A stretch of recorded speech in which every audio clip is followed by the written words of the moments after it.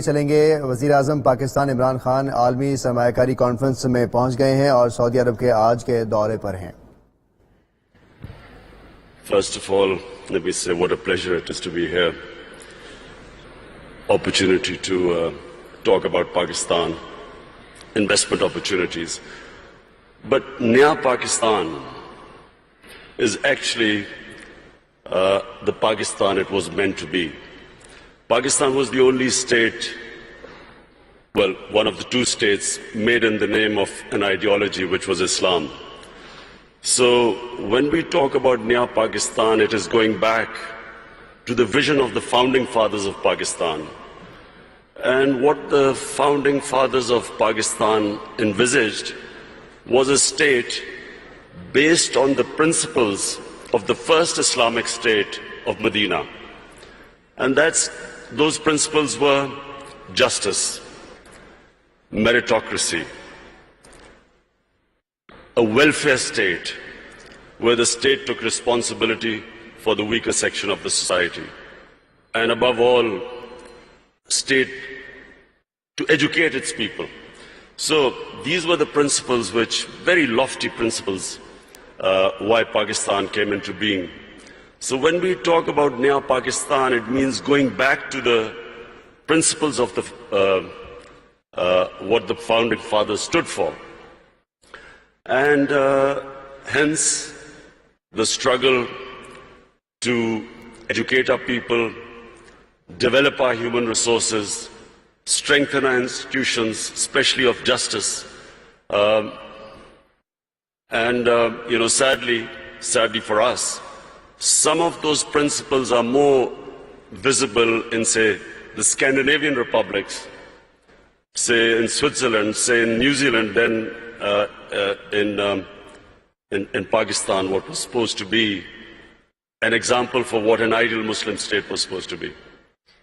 You've mentioned so many important points that I'm going to go back to one by one. So working on human capital, fighting corruption, empowering the economy. Walk us through the economic agenda of your government now. Well, we have been in power for 60 days. We have inherited two big deficits: fiscal deficit, current account deficit. And so the immediate concern for our government is to increase our exports. We need to increase our exports because we have shortage of foreign reserves because of our current account deficit. We need to get more remittances through the banking channels because there are about 8 to 9 million Pakistanis who work abroad, who are living abroad. So we need to bolster our foreign exchange reserves, immediate improvement in exports, giving incentives to the exporters, getting Pakistanis to send remittances through the banking channels, because then we would have enough dollars. At the same time, clamping down on money laundering. It's a problem in most of the developing world where the money leaves the country through illegal channels. And then create the opportunities for investment. So these are the immediate measures we have been taking in these 2 months. Obviously, to get through this difficult period, we're looking for loans.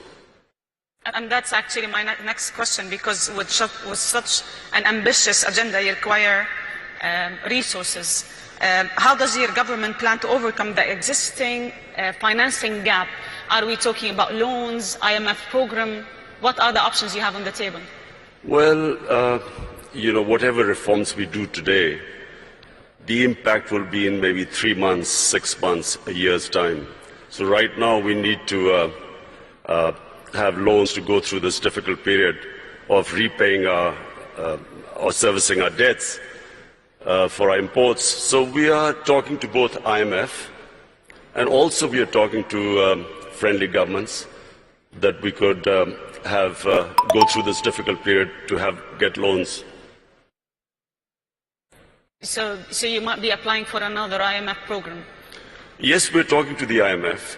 What we are hoping is that we can do a bit of both, get some loans from friendly governments, at the same time get a loan from the IMF, and so to go through this period which we feel we have a tough period for the next 3 to 6 months. I'm going to go back to the point you mentioned in your first answer.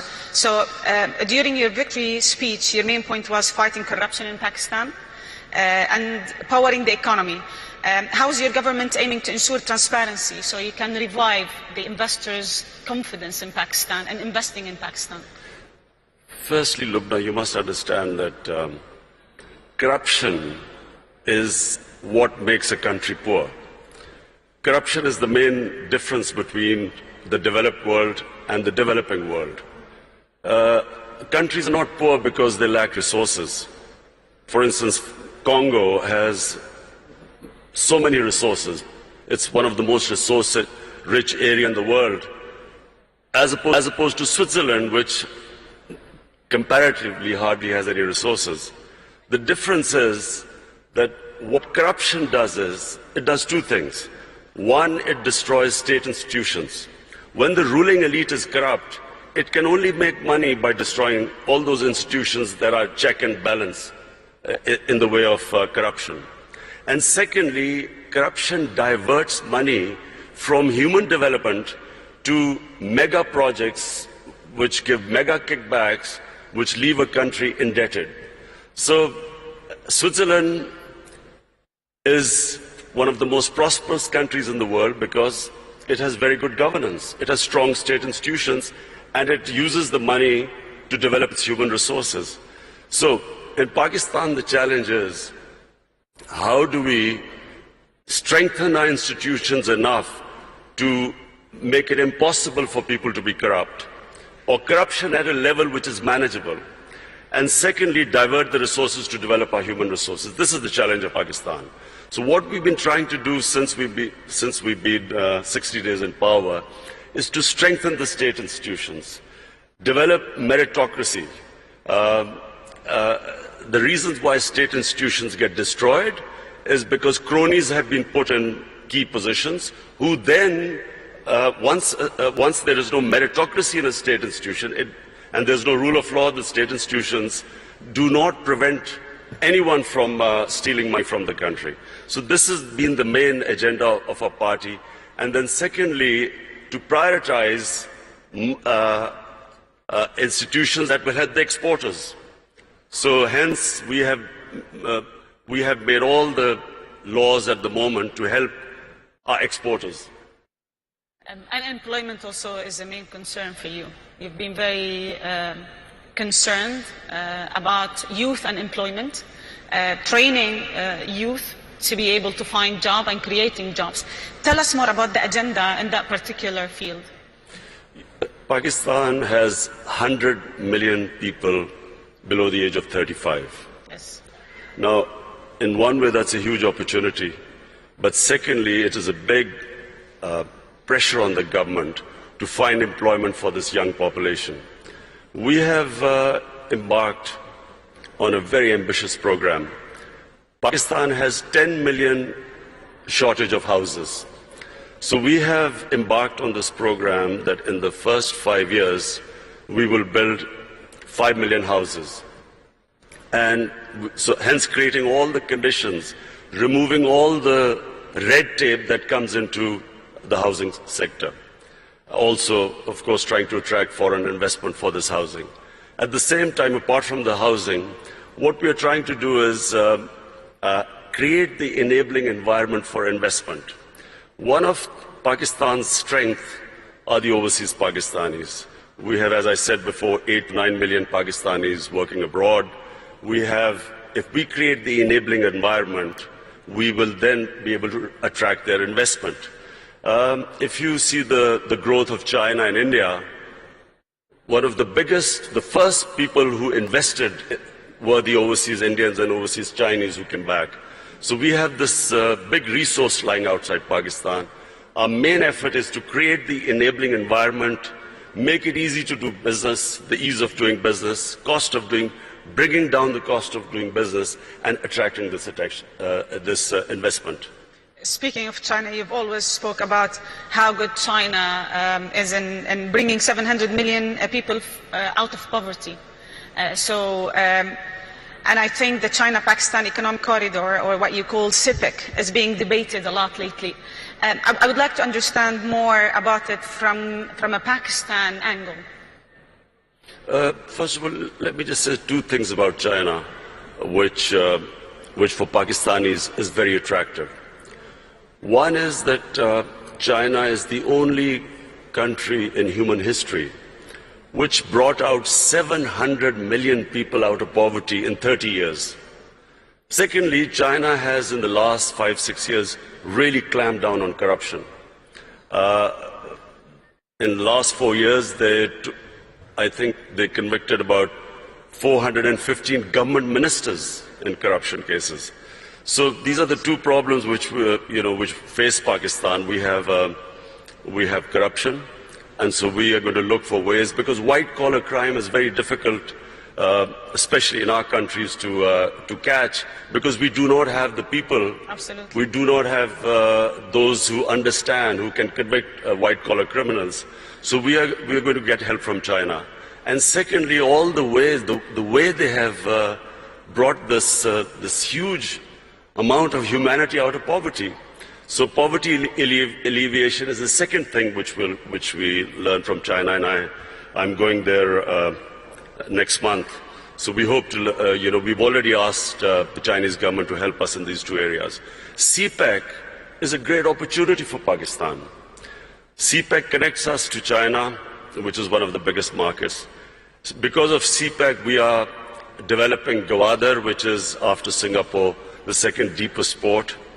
And because of CPEC, we are developing these special economic zones where we will invite investments from all over. So hence, provided we get our governance structure right, CPEC is a great opportunity for Pakistan. And actually that leads to my second question, that this whole collaboration with China, how can it help Pakistan to bring more international investors? Well, simply because China is a huge market.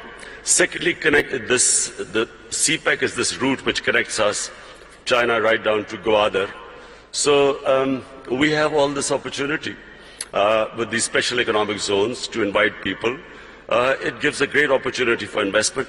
And remember Pakistan's strategic position.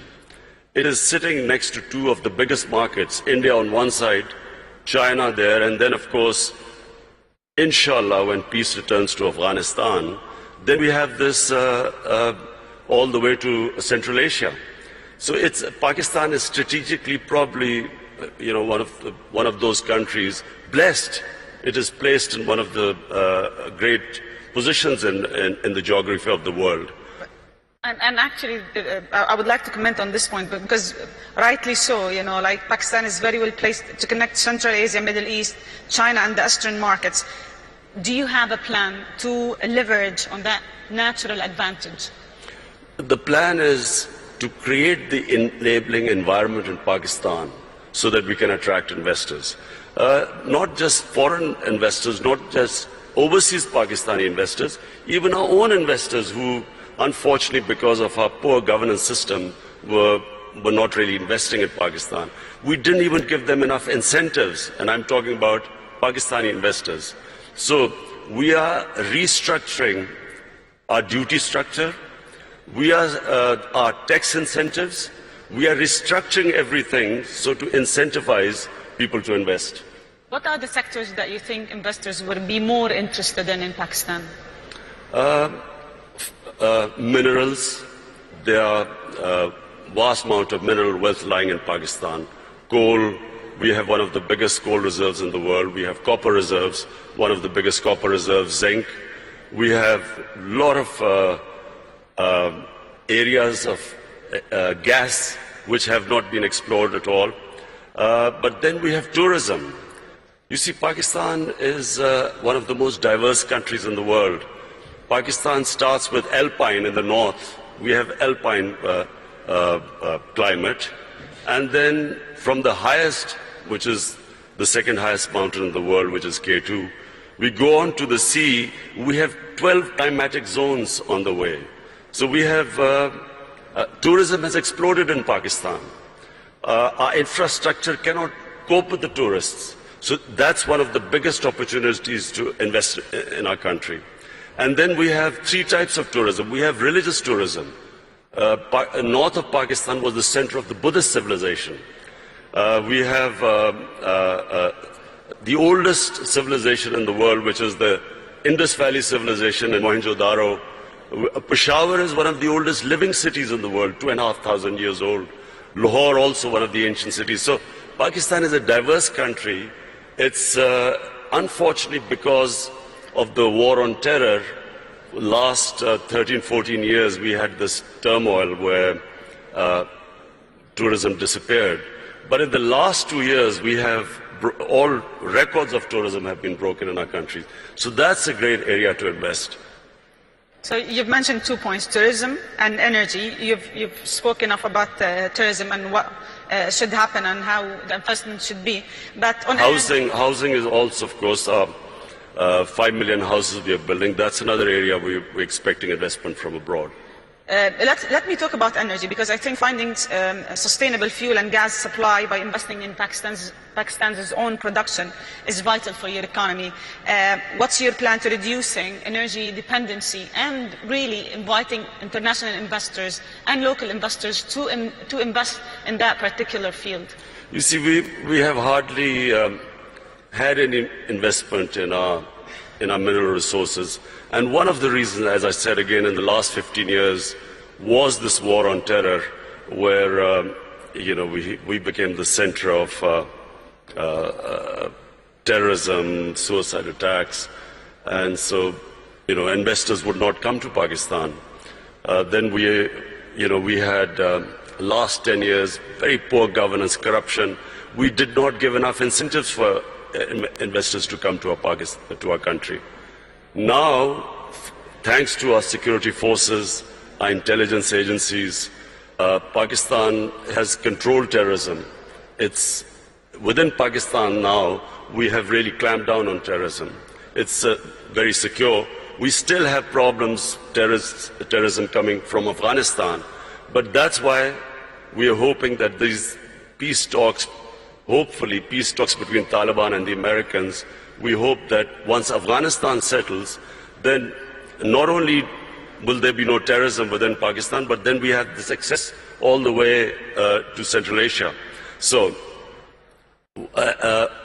we did not have investment coming into gas, into other minerals, because we had turmoil in our country. Now with peace and stability, we have people coming in. We have some of the big giants in the energy sector now showing interest. In fact, in December, I think Exxon is coming in Pakistan. They're coming back to Pakistan. And also we want to give incentives for the people